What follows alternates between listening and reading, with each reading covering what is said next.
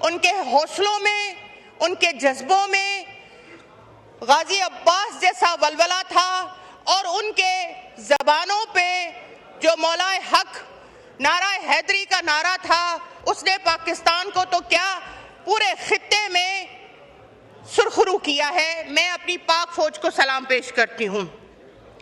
उसके साथ साथ मैं अपनी क़यादत जनाब बिलावल भुट्टो ज़रदारी को सलाम पेश करती हूँ और उनके लिए यहाँ पे हमें ताने और सिंधी में कहते हैं मेड़े मिलते हैं कि आप गवर्नमेंट का हिस्सा हैं। हम गवर्नमेंट का हिस्सा नहीं हैं। हम इस मुल्क की बका और इस मुल्क के वकार और सॉवरेनिटी के लिए अगर हम हुकूमत के साथ खड़े हैं तो उनके लिए मैं सिर्फ बिलावल साहब के लिए ये एक शेर पढ़ूंगी कि मट्टी की मोहब्बत में हम आशिफ्ता सरों ने वो कर्ज उतारे हैं कि हम पे वाजिब भी नहीं थे। हम हुकूमत का हिस्सा नहीं होकर भी हमने इस मुल्क को एटमी कुव्वत और तवानाई दी है। हम हुकूमत का हिस्सा ना होते हुए भी हमने इस हुकूमत को मजबूत करने के लिए आज पूरी दुनिया में और आज पाकिस्तान के मुखालिफों के ज़बानों पे भी अगर नारा हक है, तारीफ के दो अल्फाज हैं तो वो मेरे चेयरमैन बिलावल भुट्टो ज़रदारी के लिए हैं, क्योंकि उन्होंने बगैर किसी ओहदे के, बगैर किसी क्या कहते हैं उसको, नॉट डिमांड, एक ओहदे के बगैर भी उन्होंने जिस तरह पाकिस्तान का वकार बुलंद किया है, वकार बुलंद किया है, मैं उनको सलाम पेश करती हूँ। लेकिन जनाबे वाला मशरकी सरहदों से जो जंग उठी है उसका असर हम पर ज़रूर आएगा और मुझे डर लगता है कि कहीं खुदा ना करे कि हमारे मुल्क की जो पाक फौज है उसको नबर आजमा होना पड़े। लेकिन ये तय है कि उस जंग का जो ईरान पे इस वक्त मुसल्लत की गई है, मैं ईरान जो है वो इस वक्त सिर्फ अपने मुल्क की जंग नहीं लड़ रहा है, ईरान इस वक्त आलम इस्लाम की जंग लड़ रहा है और मुझे फ़ख्र है कि हम इस वक्त ईरान के साथ खड़े हुए हैं। हम कभी उस जंग का हिस्सा नहीं बन सकते जो यहूदी लाबी की वजह से किसी भी इस्लामी मुल्क के ऊपर मुसल्लत की गई हो। तो हम ईरान के साथ खड़े हैं और इंशाअल्लाह ताला ये जंग जल्द ख़त्म होगी और ईरान जो है वो आलम इस्लाम के लिए सुरखरू होगा। जनाब वाला, ये जंग जो है वो इनडायरेक्ट हमारे पर इनडायरेक्ट उसके असरात हमारे पर ज़रूर आएंगे। जनाब वाला, हमारी पेट्रोल की कीमतें बढ़ जाएंगी। जनाब वाला, हमारी लाकानूनियत बढ़ जाएगी। जनाब वाला, अगर ये जंग बढ़ी तो बैनुल-अक़वामी तिजारत जो समंदरी रास्तों से होती है उस पर इसका बहुत बड़ा असर होगा। तो फिर इसके लिए आज हमें सर जोड़ के बैठना पड़ेगा, क्योंकि आज हमें जिस बजट पे हम बहस कर रहे हैं वो बजट कोई मामूली बजट नहीं है। ये आने वाली नस्लों पे असरअंदाज होने वाला बजट है। इस निगाह से मैं इस बजट पे कुछ गुजारिशात करना चाहती हूँ। सर, ये जो PSDB की हमें किताब दी गई है, इसको पढ़ने के बाद, इस किताब को पढ़ने के बाद तो यकीन करें मैं इतनी मायूस हुई। ये मेरा 5वां टेन्योर है, लेकिन मैं कभी भी बजट, चाहे मुशर्रफ का दौर हो, चाहे इमरान खान का दौर हो, चाहे मोहम्मद मियां नवाज शरीफ का दौर हो, चाहे पीपल्स पार्टी का दौर हो, पीपल्स पार्टी की तो क्या ही बात है कि आम आदमी भी खुश हो जाता है और वो भी आजकल यही कह रहा है कि आपकी हुकूमत कब आएगी। बहरहाल, इस किताब को पढ़ के, इसको देख के मैं इतनी कंफ्यूज हो गई कि इसमें है क्या। इस वक्त जब पहले तो पानी का जो मसला है वो पहले सूबा सिंध के लिए था, लेकिन अब पानी का मसला सूबा सिंध का मसला नहीं है। उसकी जंग जनाब बिलावल भुट्टो ज़रदारी ने जिस तरीके से लड़ी है कैनालों के खिलाफ, उसमें हम सुरखरू हुए और हम प्राइम मिनिस्टर के भी शुक्रगुजार हैं कि उन्होंने हमारी बात को समझा, एक सूबे की बात को समझा और उन्होंने वो मसला हल किया। लेकिन जनाबे वाला, पानी का मसला सिर्फ अब सिंध का नहीं है, पानी का मसला अब पंजाब पे आ पड़ा है। आप कहते हो कि हम नए रिजर्वायर्स बनाएंगे, आप बनाओ, आपको किसी ने मना नहीं किया है। लेकिन जो पहले से बने हुए हैं, जिनमें सकाफतें खड़ी हैं, जो सकाफतों के अलंबरदार रिजर्वायर्स हैं, उनका आपने क्या हशर किया है? सिंध में जाके देखें कींझर का क्या हाल किया है। मैं दूर नहीं जा रही, आप यहाँ इस्लामाबाद में एक इलाका है संजानी का, वहां पे एक डैम है मुंडा डैम, जिसके चारों तरफ आबादियां बन गई हैं और वहां पे गंदा पानी डंप होता है।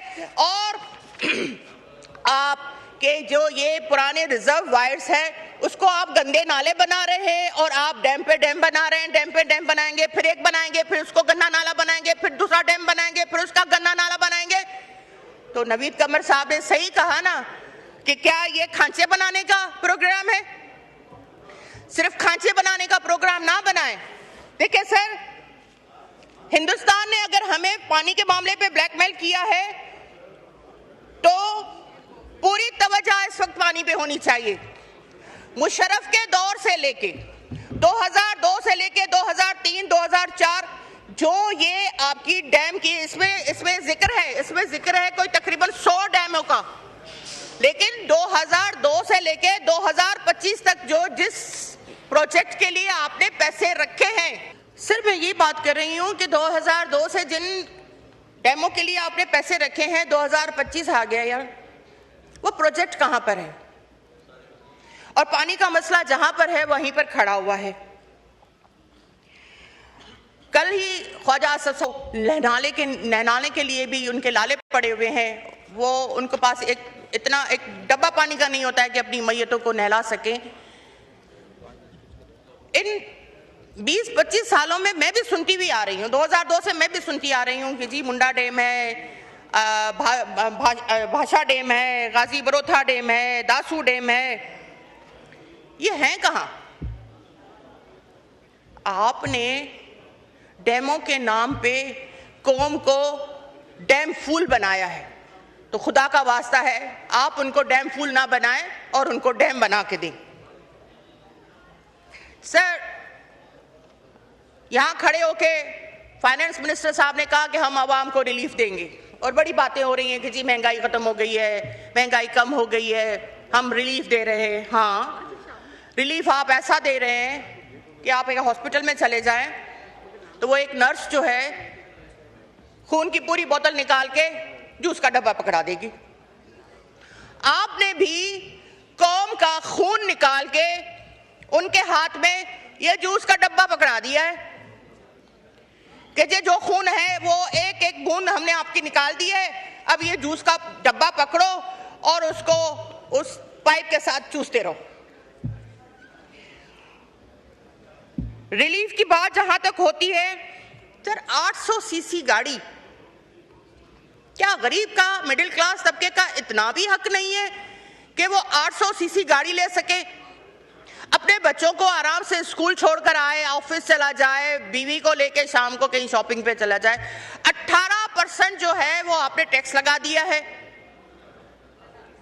क्या कसूर है इस कौम का?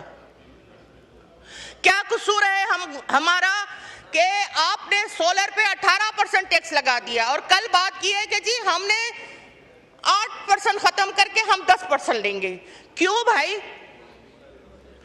लास्ट ईयर जब बजट पेश हुआ था तब उस वक्त बात चली थी कि जी ये हवा पे भी और धूप पे भी टैक्स लगाएंगे और आपने वो कर दिखाया है। हवा और जो धूप है वो तो कुदरत की तरफ से दिया हुआ तोहफा है। ये सोलर पे आप टैक्स नहीं लगा रहे 10%, ये आप हवा और धूप पे टैक्स लगा रहे हैं।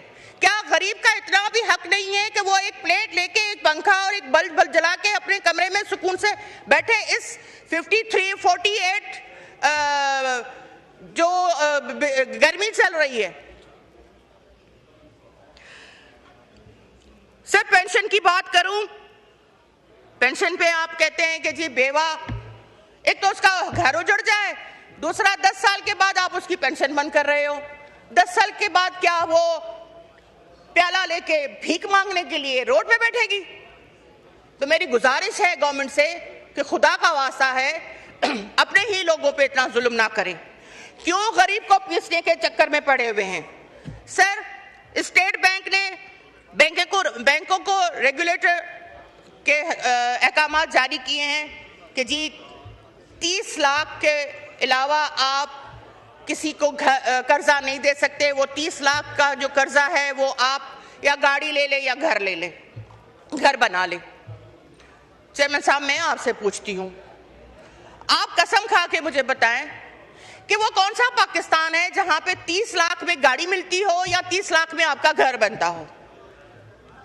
आपने प्राइवेट बैंकों को सफेद हाथी की तरह खुला छोड़ दिया है कि जी वो आपके आके अकाउंट चेक करें। पहले एफबीआर, सीबीआर और टैक्स रिटर्न आपके सारे अकाउंट चेक करते थे। जब एक सरकारी आदमी, या आप हो या मैं हूं या वो जो सरकारी आदमी यहां बैठा हुआ है, वो सारे टैक्स रिटर्न भरते हैं और उनका सब कुछ जो है वो गवर्नमेंट के पास होता है। तो ये किस कानून के तहत आपने प्राइवेट बैंकों को इख्तियार दिया है कि वो आके आपसे पूछे कि आपके पास कितना अकाउंट है, आपको कितनी, आपकी मोरूसी, आपकी जो मिल्कियत है वो कितनी है, आपके बच्चे कहाँ पढ़ते हैं? जब गवर्नमेंट को सब पता है तो आपने प्राइवेट बैंकों को अपनी चोटी हाथ में क्यों दे दी है कि वो आके आपके पर्सनल अकाउंट्स में इंटरफेयर करें? जबकि हम सारे टैक्स रिटर्न्स भरते हैं, देते हैं 30 लाख रुपए और पूछगछ करते हैं पूरे खानदान की।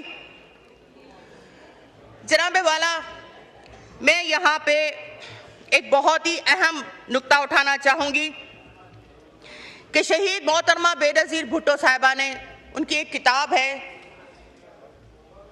और वो इस बात की गवाह है जिसमें उन्होंने ये कहा है कि तरक्की इसमें नहीं है कि आप 4G और 3G लेकर आए। तरक्की उसमें है कि आप खेतों में कपास चुनती हुई औरत के पैर में जूती दें। हमने इनकम सपोर्ट प्रोग्राम दिया, बेनज़ीर इनकम सपोर्ट प्रोग्राम दिया, उसमें मोहतरमा शहीद बेनज़ीर भुट्टो साहबा का भी विजन है। मौजूदा सदर जनाब काबिल एहतराम जनाब आसिफ अली जरदारी साहब का भी विजन है। हमने औरत को मजबूत करने के लिए ये प्रोग्राम दिया था। मोहतरमा बेनज़ीर भुट्टो साहबा ने जो बात की थी वो एक कपास चुनती हुई औरत, काम करती हुई औरत और अपना रिस्क हलाल कमाती हुई औरत की बात की है, ना कि भीख मांगती हुई औरत की बात की है। आपने 15 साल गुजरने के बावजूद आपने उस औरत को जो काम करती है, बजाय उसके कि आप उसको आलमी मंडी में या मंडी तक उसकी रसाई करें, आप कहते हैं कि नहीं जी ये 10,000 रुपया पकड़ो और घर जाओ।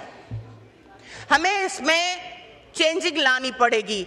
जिस वक्त ये हमारा प्रोग्राम शुरू हुआ था उस वक्त ये स्कीम जो थी उसमें वसीला हक स्कीम थी, वसीला तालीम स्कीम थी, वसीला रोजगार स्कीम थी।